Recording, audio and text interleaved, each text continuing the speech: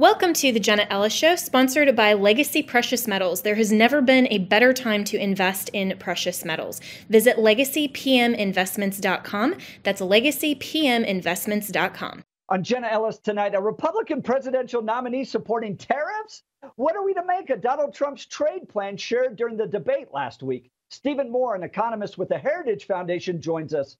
Now, conservative nationalists are making big gains in England and France. Is this a moment for them? Could we call it Make France Great Again?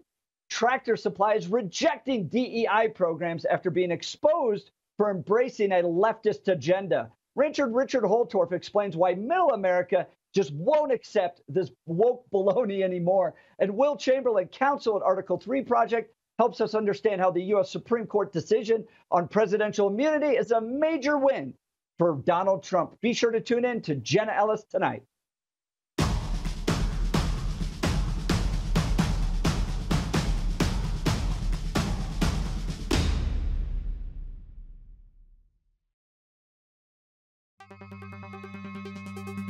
My fellow Americans, we are experiencing instability at every level. Our government lacks leadership, and Bidenomics has been an absolute disaster. The economy is in a fragile state. Inflation has been a consistent issue, and high interest rates have put significant pressure on the real estate market. There have been major bank failures, and many analysts say a stock market correction is likely overdue. We have global conflicts in Europe and the Middle East that have the potential to spread, but gold has soared to record highs even amid the tensions. There are so many reasons that Americans just like you and me should consider investments in gold and silver, and Legacy Precious Metals is the gold standard. I love Legacy Precious Metals because of their zero hassle, education first approach. They can help you roll your traditional IRA into a gold IRA or ship metals directly to your house. Go to legacypminvestments.com. That's legacypminvestments.com to download their free gold investing guide. I've read it and there is so much valuable information there. Friends, now is not the time to roll the dice with your hard-earned money. Find out about the growth potential that gold offers you. Contact Legacy Precious Metals today and tell them that I sent you.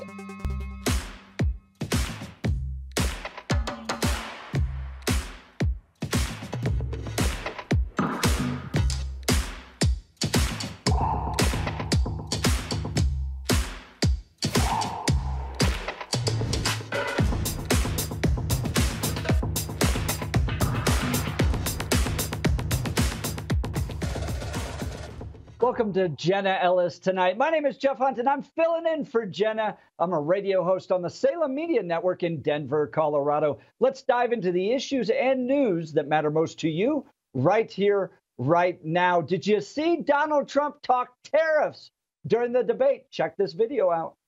You want to impose a 10% tariff on all goods coming into the U.S.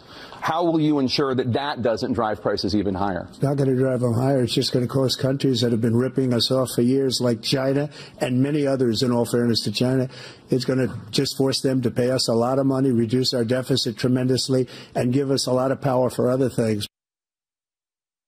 Stephen Moore is a senior fellow at the Heritage Foundation and co-founder of the Committee to Unleash Prosperity. Stephen, thanks so much for joining the Jenna Ellis Tonight Show. Thanks so much for having me. Pleasure to be with you. Stephen, I'm a little confused. I thought conservatives were against tariffs, and now you have the Republican nominee for president saying that they'd be good for our country. Can you help me understand, would tariffs be good for America? Well, you know, I've worked with Donald Trump now for 8 years, and I don't always agree with every proposal that Donald Trump comes up with. I think he's done amazing things when he was president to rebuild the American economy, and I certainly hope that he gets into office and can do it again. Look, a 10% across-the-board tariff would raise money for the government to reduce our deficit or to cut other taxes. And one of the things Donald Trump has said is that he's going to use some of that money to reform our tax system and reduce our income taxes and other taxes. So if it were a trade of, an import tax for reducing other taxes, I could live with that. But I'm a free trade guy, and I think Donald Trump is too. I think he understands that, the United States as the hub of the world economy really benefits from trade. But I also think that China is a special case, and I think it's important that we, since China does not play by the rules and that they become more of a threat to American economic and national security, a tariff on China may make some good sense. Yeah, help me understand how China doesn't play by the rules with regards to trade. Can you expand on that a little bit? Well, they steal our technology. They are involved in predatory trade practices. They manipulate their currencies in ways that hurt American workers. And Trump has made this case, by the way, since he first came down that escalator back in 2015 and announced he was running for president. And we need a president who gets tough with China. They are a menace, both economically and also with respect to what they're doing in terms of they're building up their military. But I got to tell you, when I talk to businessmen and women who do international business that are in the United States, they are very concerned that China steals our technology, they steal our patents. That's not playing by the rules.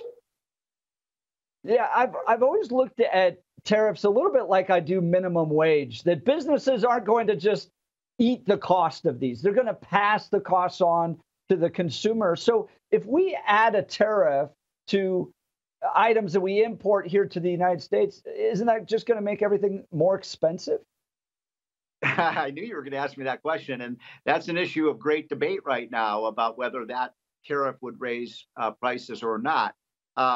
And I'm not so sure about it. I could argue both sides of the equation.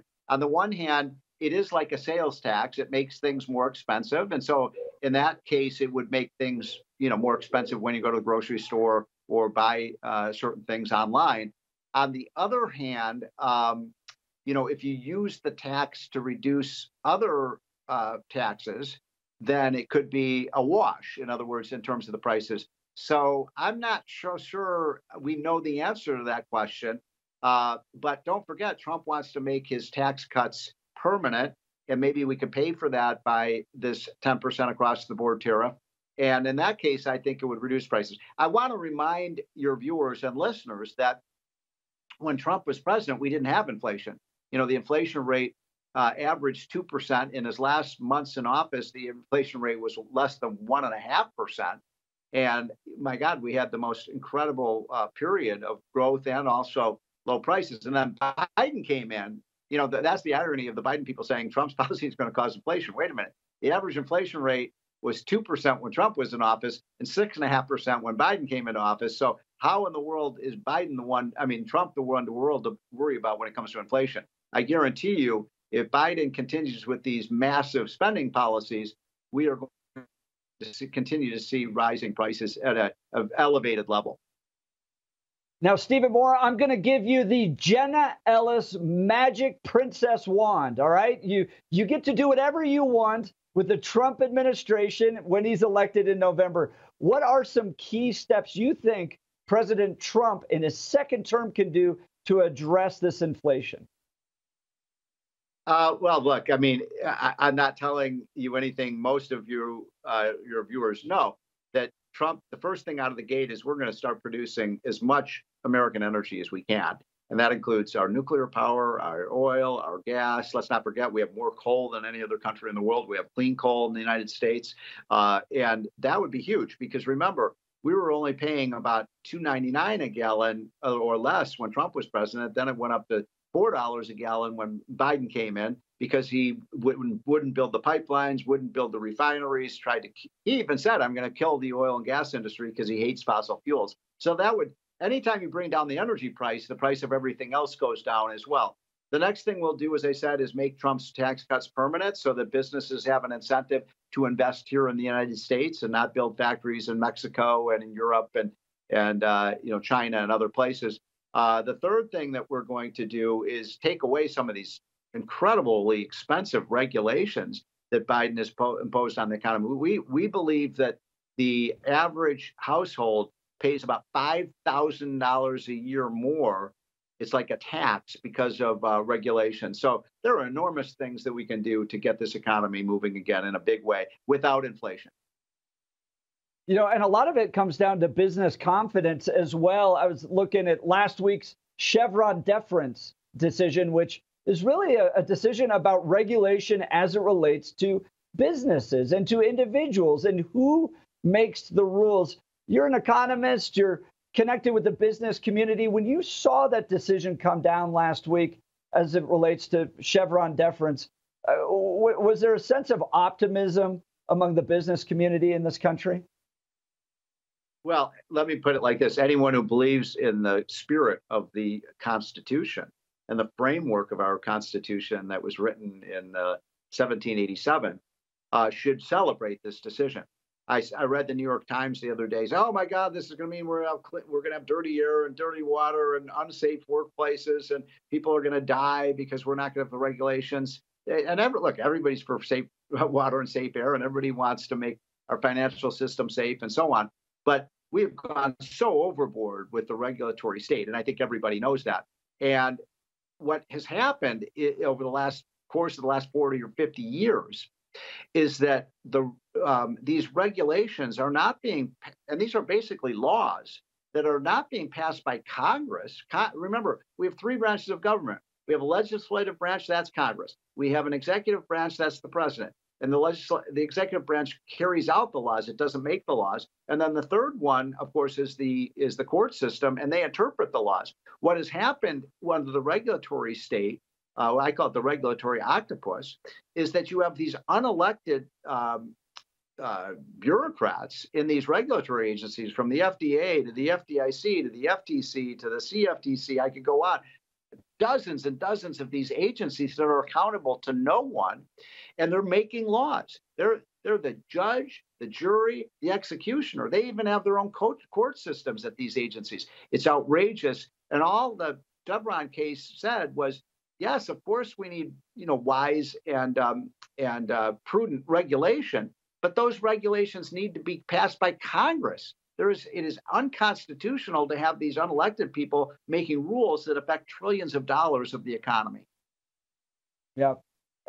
And a lot of people don't understand how burdensome these regulations can be. I worked in higher education for about 8 years. We had so many rules that this small Christian university had to follow that at a certain point we were going to hire somebody just to help us make sure we followed all the rules, because the punishments when you don't follow the rules oftentimes can really saddle your company, your business, your educational institution with a lot of fines and things like that. So the ability to free up businesses, I think, is one of the greatest arguments that Donald Trump is going to make. So one last question I have for you. Going back to tariffs, is Donald Trump trying to bring jobs and manufacturing back to the United States? And is tariffs a way for him to kind of help achieve that? Well, certainly his biggest goal is to bring jobs, for the middle class. Let's face it. What's really changed in American politics over the last, 2 decades is it used to be the Republicans were sort of the party of the rich, remember? And then the Democrats were the party of the working class and the poor. Today, it's almost flipped on its head. The big source of votes for the Democrats are the rich elite in America. The people went to Harvard and Princeton and Yale, and the people with advanced degrees, and they're doing just fine in this economy.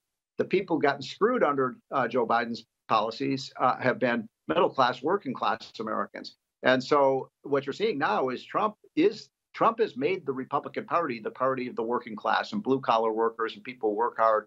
And so this is really important for Trump to bring those jobs back. And, there is a demoralization going on in America today. People are concerned not just about the inflation, which is flattening families and making things unaffordable, but also just look at what's going on with our cities, what's happened in our cities. Our great cities have been ruined. Look at what's happening with the crime spree. Look at the fact that our border is out of control. Look what's happening on our college campuses. It's outrageous. And Americans feel like the whole American system is falling apart. Stephen, I want to continue this conversation when we come back from a break. You're watching Jenna Ellis Tonight. Jeff Hunt filling in for Jenna. We'll be right back.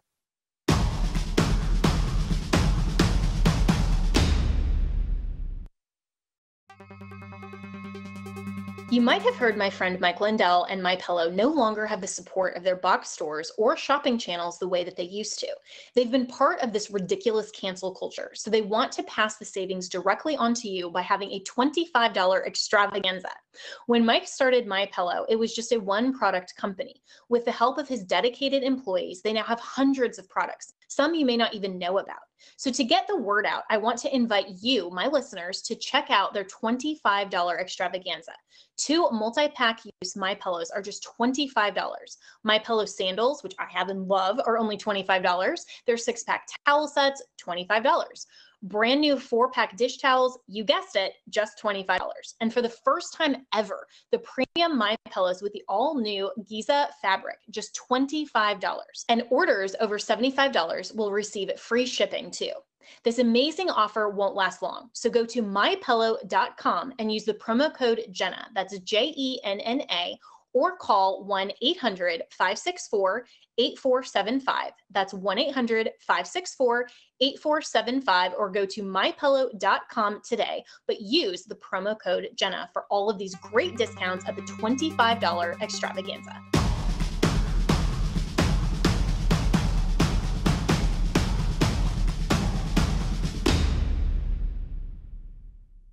My name's Jeff Hunt. I'm filling in for my good friend Jenna Ellis. I'm a radio host on the Salem Media Network in Denver, Colorado. Stephen Moore is a senior fellow at the Heritage Foundation and co-founder of the Committee to Unleash Prosperity. He's got a new op-ed out about the craziness happening in the green movement. Check this out. Climate change crazies has a new target, and it's more shocking than ever.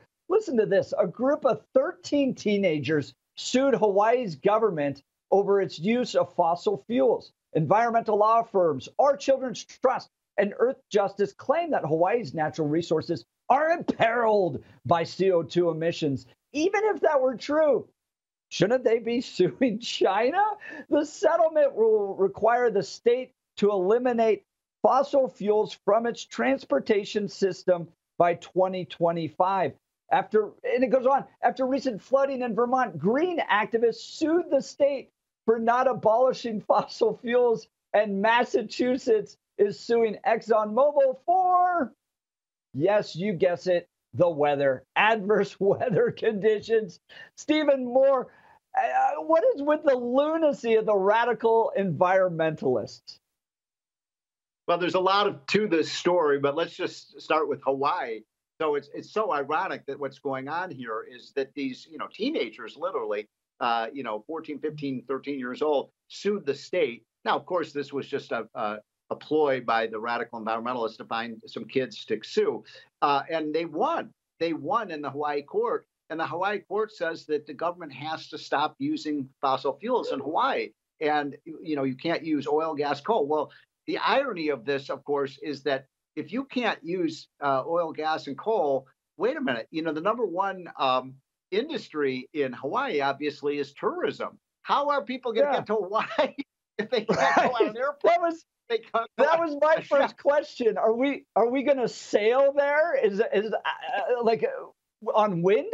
How are you going to even get to Hawaii? And most of the people that can afford to travel Hawaii are a little bit older in their lives, right? So they're not going to be sitting on a wind-powered sailboat for 6 weeks to try to get out there. Yeah. This just seems like absolute lunacy.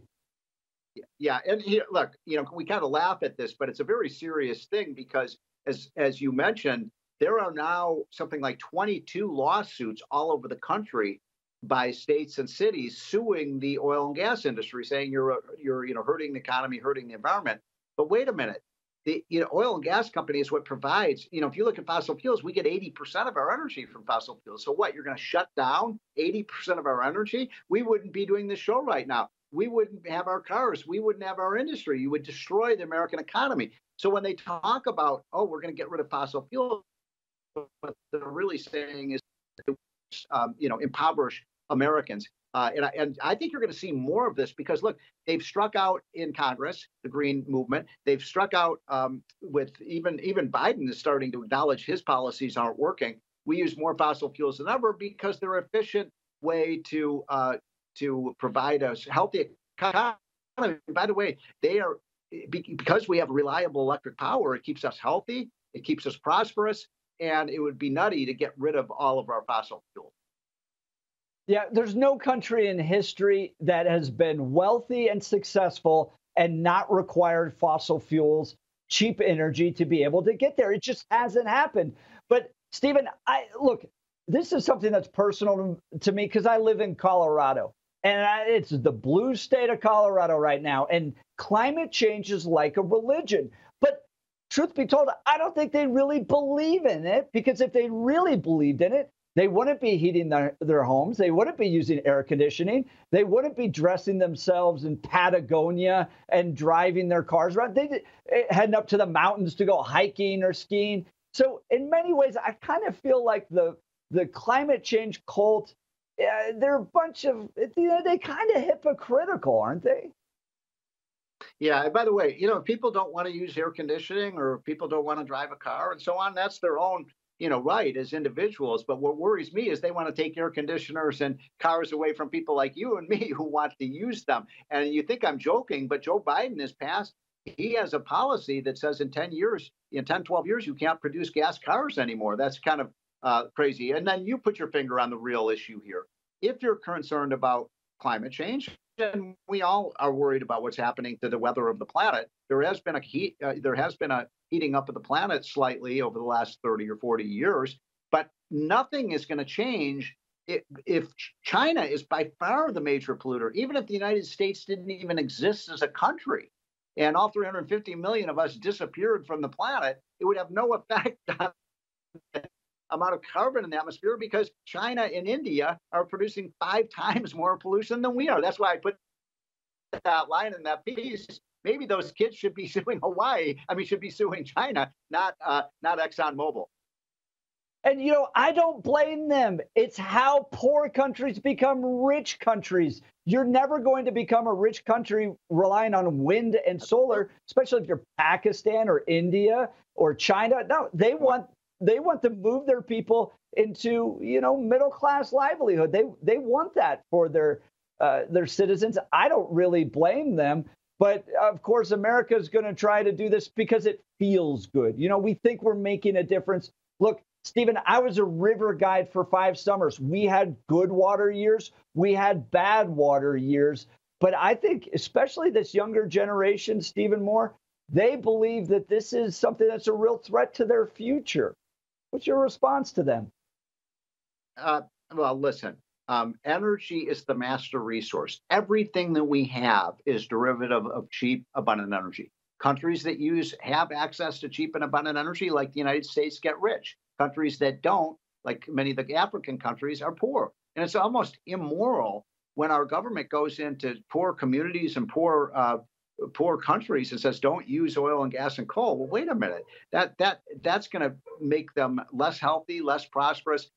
We should use all our resources. And incidentally, the United States of America over the last 10 years has reduced our carbon emissions more than any other country in the world. And you know how we did that? Technological advancement. Yes, and natural gas. It turns out that natural gas is a wonderful, and so we're using more natural gas. It's a clean burning fuel. Somebody's got to explain to me, why is the left against natural gas? I don't get it. A lot of that hysteria doesn't make any sense to me. Stephen Moore, senior fellow at the Heritage Foundation. Power. I missed.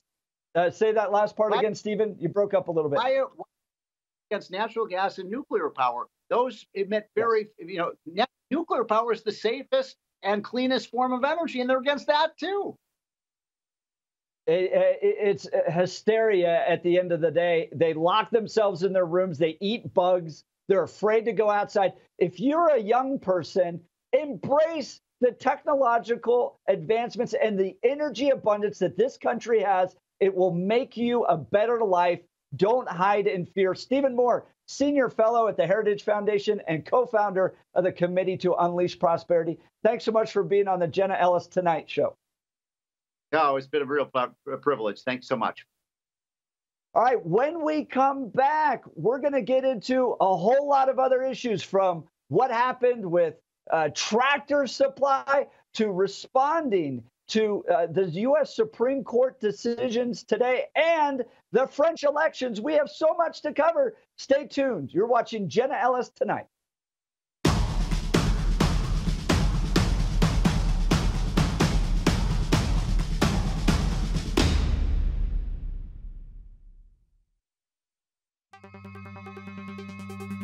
My fellow Americans, we are experiencing instability at every level. Our government lacks leadership, and Bidenomics has been an absolute disaster. The economy is in a fragile state. Inflation has been a consistent issue, and high interest rates have put significant pressure on the real estate market. There have been major bank failures, and many analysts say a stock market correction is likely overdue. We have global conflicts in Europe and the Middle East that have the potential to spread, but gold has soared to record highs even amid the tensions. There are so many reasons that Americans just like you and me should consider investments in gold and silver, and Legacy Precious Metals is the gold standard. I love Legacy Precious Metals because of their zero hassle, education first approach. They can help you roll your traditional IRA into a gold IRA or ship metals directly to your house.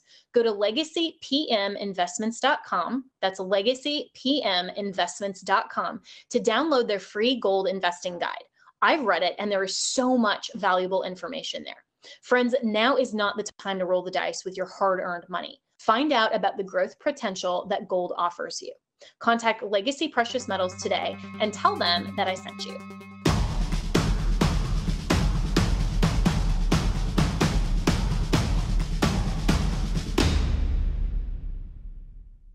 Welcome back to Jenna Ellis Tonight. My name's Jeff Hunt, filling in for my good friend Jenna Ellis. Is there a new term, new phrase being shouted in France these days? Make France great again, possibly? Check out these headlines. While Le Pen could be about to take over France, Marine Le Pen and her national rally movement have already topped at the polls at the European elections this year, and now they also look to set to win France's snap legislative elections with the first round held this weekend. Speaking directly to the French people's intensifying concerns about what many of them now see as a civilizational moment, Le Pen describes this phenomenon as the essavement, savification of French society. I'm going to bring in the author of this, Matthew Tyrmand, who is a Claremont Institute Lincoln Fellow. Matthew, thanks so much for being on the Jenna Ellis Show. Great to be here, especially about this subject. So, green shoots. Give us some insight. What's happening not only in France, but in England as well? It seems like the conservative nationalists are doing pretty well these days. Yeah. Well, as I told Fox News the other day, the French people, much like the people on the ground all over Europe, are mad as hell, and they're not going to take it anymore. France has been particularly beaten down by bad leftist, Eurocentrist, globalist policies on economics, migration, borders, devolution of their sovereign competences to Brussels. They have seen crime spike, youth unemployment spike, terror attacks spike, burning cars, no-go zones. It has gotten worse and worse and worse over 12 years. And now the French right, who was rather untouchable for almost a generation, Le Pen's father, Jean-Marie Le Pen, who started the party, was an overt Holocaust denier. Well, they've gone mainstream. They won the European Union elections, which catalyzed Macron calling a snap election. And now they won the first round of this election. It's not over yet because there is a second round. You will see the Macron sort of center squishy right get together with the leftists to make sure that the legislature maintains 50+% not Le Pen. But the people are speaking quite loudly all over Europe. We saw it with Geert Wilders. We saw it with the Swedish Dems. And now we're seeing it in the UK as well. Nigel Farage, I think, is going to get 20% of the popular vote, crushing the conservative Tories, which has led the UK for the last 14 years.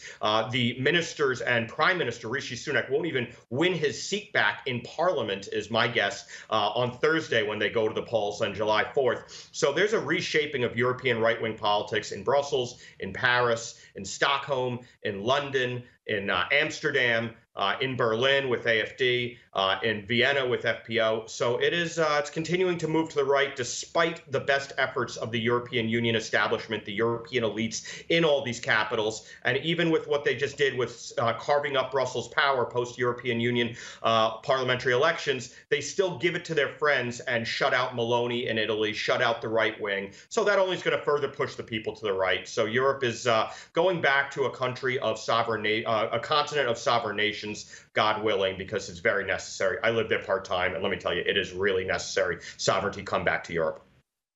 I know that the left wants to kind of paint this all as racism, those types of things. It's about kind of reclaiming the cultural traditions. It's nothing to do with race, but the idea of reclaiming the culture that made these countries great again. They could easily just make France great again. Yeah, there is nowhere more so that there is a chauvinism that is embedded in French culture that is what we think of as Americans, of stereotypically French. You know, the idea of the Frenchman as being like France is the center of the world culturally. And the people do still feel that, but they've been demographically diluted by massive waves of migration, first from Algeria for generations, and then the floodgates opened by the EU the last 15 years. France, philosophically, having built the EU, willing to go along with that, just like we see here with the southern border. It is a Faustian bargain they make for electoral politics that hurts their economies, that hurts their safety and stability in their countries. Tyrmand, so we're seeing a Claremont Institute Lincoln Fellow. We're just out of time. Thanks so much for joining Jenna Ellis tonight. We'll be right back to talk Tractor Supply and the reverse actions they're going with. We'll be right back.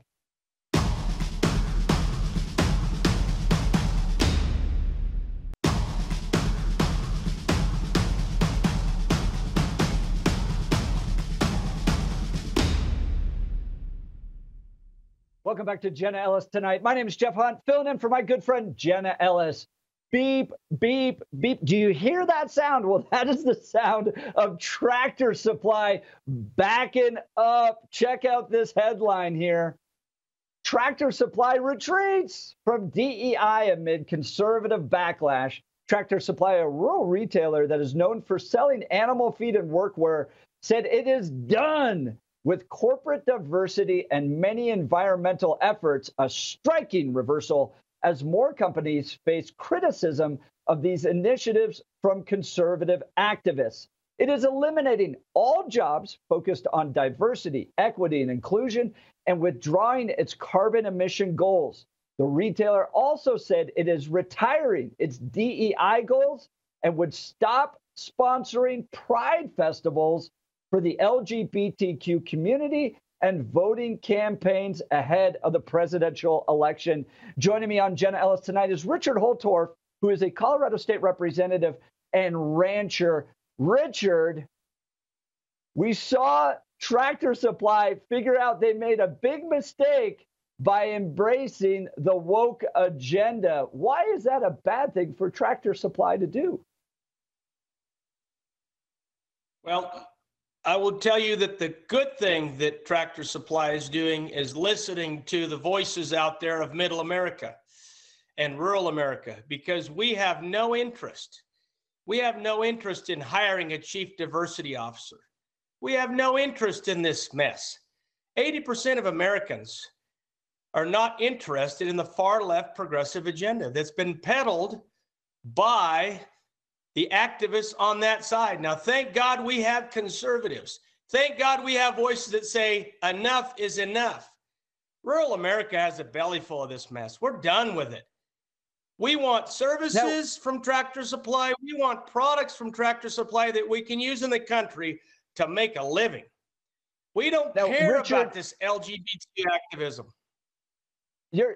Richard, you're a rancher. How does DEI help you perform on your ranch? At the end of the day, this is about making money for you. This is about raising cattle. This is about raising crops.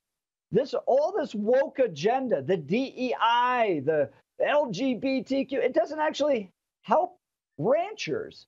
So did Tractor Supply wake up to that fact? Well, there was an individual that helped Tractor Supply wake up, and it's, I believe, Mr. Randall Starbuck is his name, and thank God for his activism, his conservative middle America activism, because he's the one that said enough's enough. We're going to go on the offense, and here's what I declared to you, sir, and everybody out there. America has had enough, and we need to go out and say, we're pushing back. We're done with you. It doesn't help ranchers any. Cattle don't care on this ranch or this farm if we have a chief diversity officer. It will not help feed the world. We cannot feed America with this woke mess. You can't get cheaper groceries in the grocery store with this distraction. And Tractor Supply got an earful because people are sick of it. They're wanting to be more woke, and now they're going broke. Now, Bud Light was the one that kind of learned this the hard way, lost billions of dollars of market share, finally kind of had to try to find a way through all this.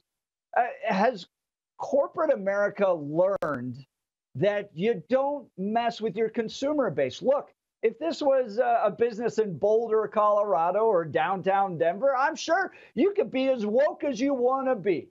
But when your primary consumer are red-blooded, conservative Americans that live in the heartland of this country, maybe you should reevaluate embracing progressive leftist ideas. Well, you shouldn't be looking to the far left to set your corporate policy, first of all. But here's the problem. The LGBT activists, they are out there trying to change society, change America, and they're attacking corporate America just like Jesse Jackson used to in the 70s. And they've got this urban activism, you know, the EDI, the ESG, it's everywhere. You know, environmentalism and social engineering is not and should not be part of our business model and our consumer and services sector economy. We should focus on that and that alone.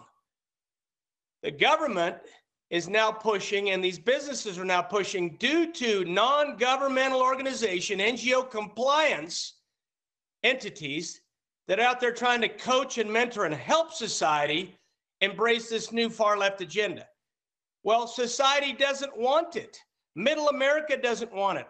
All that flyover country that you LGBTQ activists from New York or California that you're peddling across America, we're not interested in it. We just want to focus on our American way of life, making a living, working hard so we can produce and feed America. Tractor Supply, your job is to provide supplies for agriculture in rural America. Not to be on this woke train, this progressive left woke train that you got on and went over the cliff, and now you're trying to get the train back on the track. And America and corporate America has not woken up, and we need a lot more people to speak up and speak out and say, we've had a belly full, stop the nonsense, and get it out of our lives in every aspect of our society. Christ almighty, we have it in schools now, down to first grade. We have it in our businesses now. We have it in corporate America. We have it in the services sector. We don't need it. America doesn't want it. You can have that. We're accepting. You know, be who you want to be in this country, but don't try to make everybody wear it like we're in Hawaii on vacation, like it's a big luau flower around our necks. Crying out loud, Jeff. When does it end? Well, now it's ending for Tractor Supply because they woke up and said, oh, this isn't working. We're losing money now. Yeah, y'all are going to lose more money if you don't listen. So let's knock it off. And you be part of that message, sir. Well, you know, I wasn't born a rancher. I was born a country club kid. Now I'm literally a walking Alan Jackson song. I've gone country. But I got to tell you, it's a different lifestyle. It's a different culture. At the end of the day, people focus in on their work, right? Delivering a product for people, for their consumers, whether it's chickens or goats or cattle like you do, Richard, or it's about caring for their family and their community. And they don't like seeing the politics all into this. Richard, I'll give you a great example. I was at the rodeo over the weekend. The only flag that flew at the rodeo was the American flag. That was it. They are united under America. They don't want this division taking place in our country, and they're pushing back on companies. Richard, what's your final message here to corporations out there that do business with middle America? Well, Jeff, my message would be, let's go back to being Americans first. We can be who we want to be. Get away from the tribalism. Get away from this radical left progressivism. It is not helping this country, and it's not helping the world. Live how you want to live. Be who you want to be. Dress how you want to dress. When you're an adult, if you want to spend a bunch of money, don't make the taxpayers spend their money for you. If you want to change the plumbing, go ahead. It's a free country. Go to the hardware store, get all new pipes and plumbing, and go for it.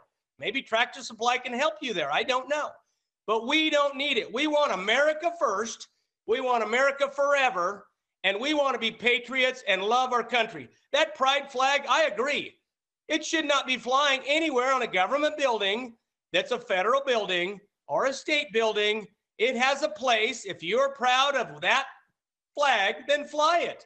It's a free country. But get it out of my face. And I will tell you, in our rodeos, we don't want it. In our parades, our 4th of July parades, for crying out loud, one of the most patriotic times in our country, we should rally around our country, our founding fathers, our independence, and the fact that I served in the military for 29 years, sir, and the woke military doesn't work. So Richard, get it out of the DOD. Richard Holtforf, we're just out of time. Richard Holtforf, a Colorado State Representative and rancher. Thanks for being on Jenna Ellis tonight. When we come back, Will Chamberlain is going to dive into the U.S. Supreme Court decision regarding Trump. You're not going to want to miss it. Stick around.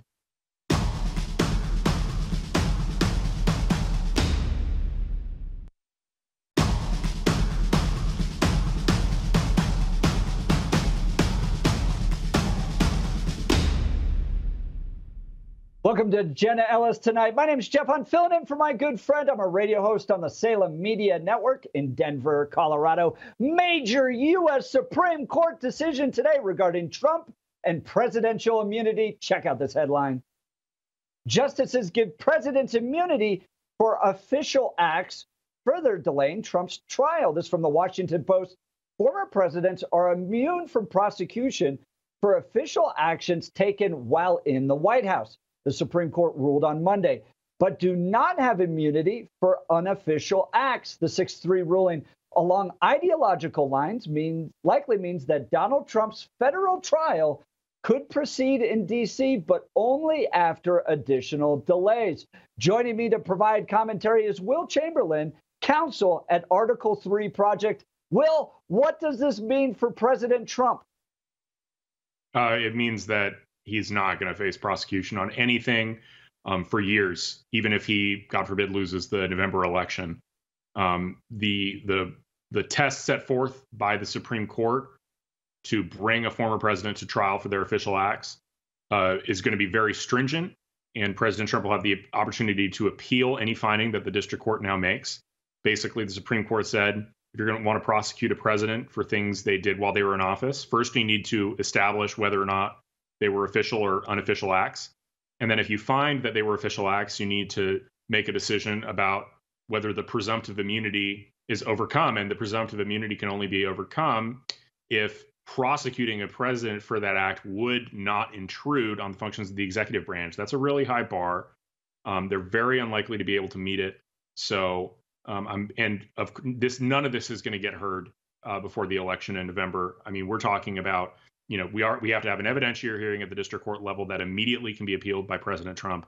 So, we're talking years of litigation before this could ever see trial. But Will, the left was making the argument that the president can now use Navy SEALs to go assassinate political opponents. Does this mean that they have unrestricted ability to do whatever they want as the president of the United States? No, not at all. There wasn't absolute immunity established for all official acts, first and foremost. There's only presumptive immunity for the broader category of official acts.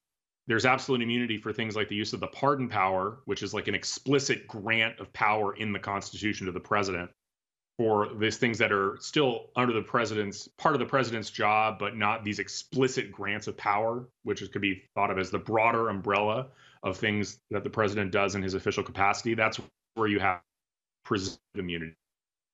And what that ultimately means is that the president's not above the law, but it does mean that it's not easy to prosecute a former president for things they did while they're in office, and that a lot of the things that are in Jack Smith's indictment are going to get thrown out if and when this ever goes to trial. Well, and to your point about constitutional powers, the legislative branch can still always impeach a president, right? If they don't like what he's doing, they believe what he's doing falls under high crimes and misdemeanors or is considered treasonous. They could bring articles of impeachment and go through that way. Is this, in your mind, a win for the separation of powers? Oh, yeah, it's absolutely a win for the separation of powers and for the structure of our government. Our government was, originated after the Articles of Confederation, when you didn't have anything resembling an executive branch and the federal government couldn't do anything. That's why the Constitution was written, because of the weakness of the decentralized Articles of Confederation government. And throughout the Federalist Papers, if you read them, Hamilton, Madison, all of them talk about the need for an energetic executive capable of taking bold action with dispatch.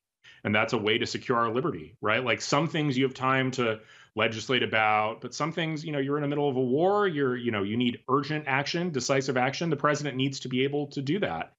And a world where presidents are constantly looking over their shoulder, worried about if a future political opponent is going to prosecute them, that's a world that weakens the executive branch. And the opinion is very, very good explaining this problem that, the executive branch under the theory of the Democrats would end up cannibalizing itself. And really, who should be reassured by this opinion is honestly former President Obama and current President Biden, because in the absence, if this came out the other way and President Trump were to prevail in November, they could have both expected indictments in January for their official acts. Yeah.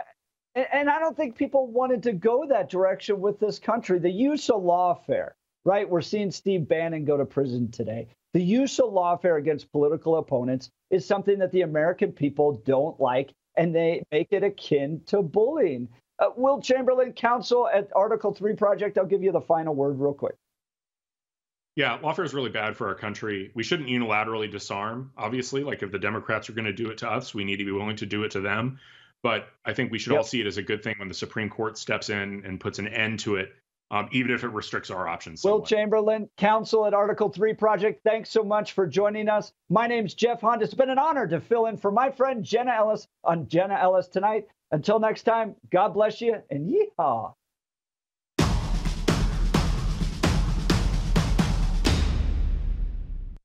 Hi, friends. I'm Jenna Ellis, host of Jenna Ellis Tonight on the Salem News Channel and the Salem Podcast Network. You can tune in at 9 p.m. Eastern or thereafter, wherever podcasts stream. And I'm joined today by my very dear friend, Charles Thorngren, who is the president and CEO of Legacy Precious Metals.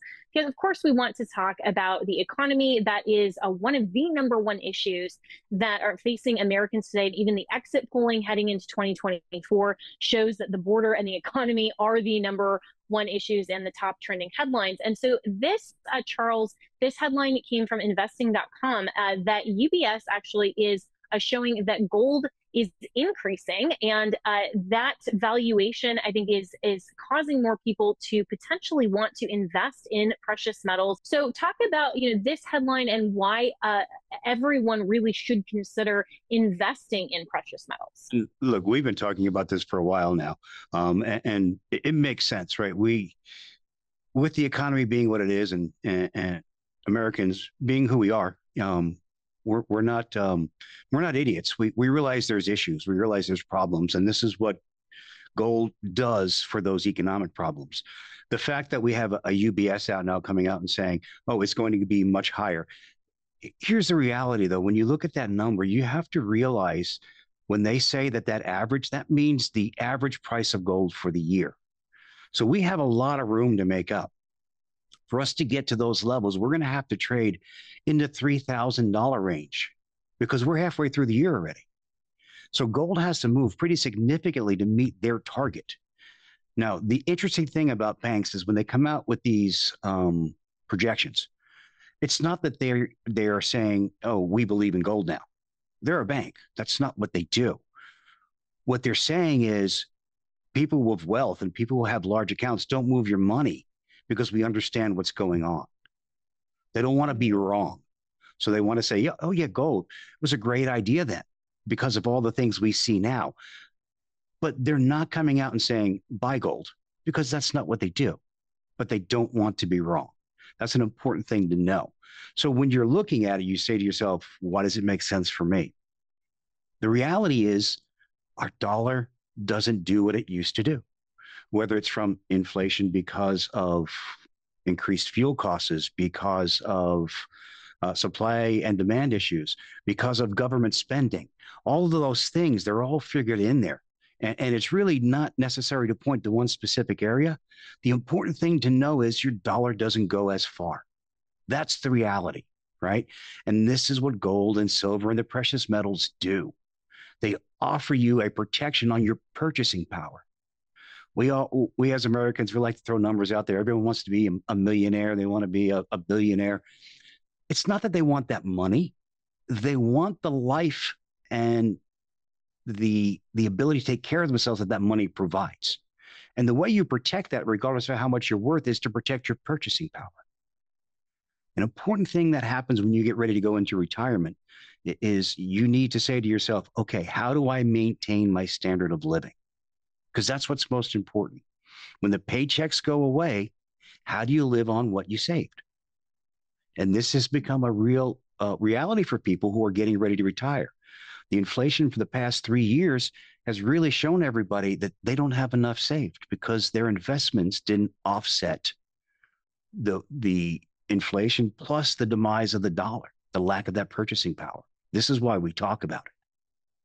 And it's so important, especially for young people, to consider investing now and protecting themselves into retirement. But what about those people that you just mentioned, Charles, that are on the brink of retirement and they're seeing that what they've saved is now depreciated in value, basically because of inflation or some of these other reasons we've talked about? Is it too late for them to talk to someone like Legacy Precious Metals and maybe have some kind of turnaround in terms of their investments, or what would your advice be to them in terms of an outlook?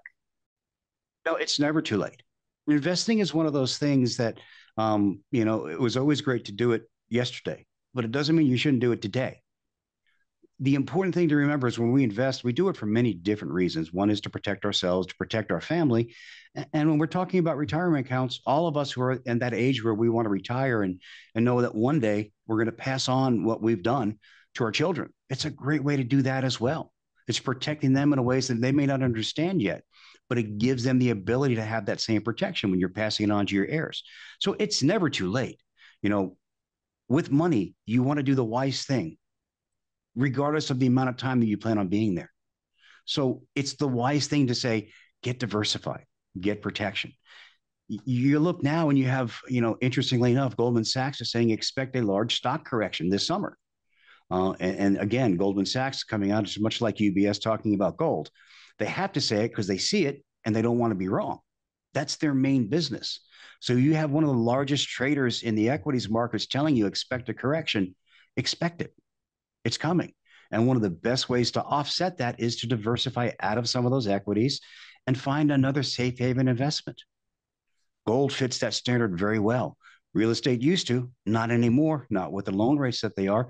So do some research, call us if you want some information, but start looking at protecting some of those assets that are there now in what one of the largest traders says is a very risky market right now.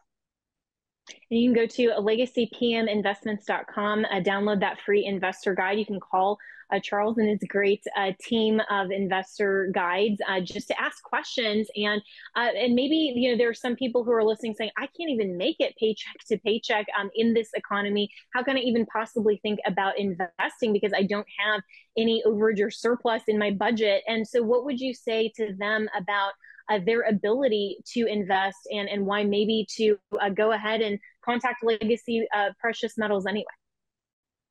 Great point. Here's the thing that I know. If you never plan for it, you'll never make it happen. Even if you don't think you should be investing in gold because you don't have excess money, doesn't mean you shouldn't know about it. We are a no pressure sales organization here. We're not going to make you afraid that if you don't do it today, something's bad's going to happen. We're not going to push you into something you don't want to do. It's just not the way we do things. But if you say to yourself, I need a plan so that I can get to a position where I'm not living paycheck to paycheck every day. Maybe I have an old 401k. Maybe, there's many different scenarios you can look at. Maybe you say to yourself, I can put away a little bit of money every month to do this. It all starts with the plan, though. So it's really important to call and find out what can happen for you, what is possible. To assume that you can't do it is automatically putting you in a position where you won't do it. Make the call, find out. It doesn't hurt anybody. It's free. And I know that, one of the things I love about your company, Charles, is exactly that you do talk to each individual where they're at, answer their questions, provide a good advice based on their unique situation. So again, you can go to legacypminvestments.com, download that free investor guide. And if you have questions, well, they have answers. And so we're always very happy to partner here at the Salem News Channel and the Salem Podcast Network with Legacy Precious Metals. And Charles, always appreciate your thoughts, your comments, and just the care that you have for the people who are looking at investing. I know this is a very scary time for a lot of people. And so if you want to talk to someone who knows what they're doing and is willing to help, go to legacypminvestments.com. And Charles, thanks so much for the conversation today. I appreciate it. As always, thank you. Thanks.